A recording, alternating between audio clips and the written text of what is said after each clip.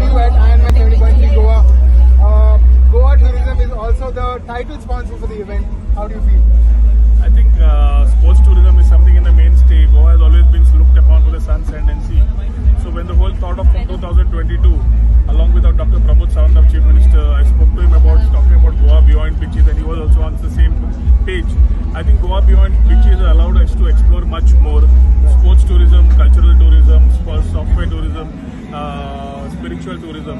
And when it comes to sports tourism, I think Ironman 70.3 was one of the mainstays which we made with a mark of Ironman Goa 70.3. I think it's the 5th year in back-to-back, the 5th year coming in. And it's a wonderful thing to see almost about 30 plus countries coming to the state of Goa for this wonderful event. It's a testament of endurance and the level of fitness that somebody can carry.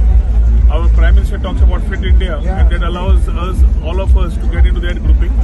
The day has been great for all of us, with people coming in from every part of the country and every part of the world to come here for this event, having swimming, running, cycling, and covering that whole thing. I think itself is a testament of somebody's fitness. It gives and encourages many more, it motivates and does inspire many more. I should congratulate the whole team of Ironman 70.3, Neil, Raj and the whole team who have been absolutely putting their efforts to ensure that this goes smooth. We have been collaborating as Goa Tourism along with them for the last number of years, so that we are able to work together and collaborate. I strongly feel collaboration is the key to success. Government can just be a facilitator, and that's the work we are doing.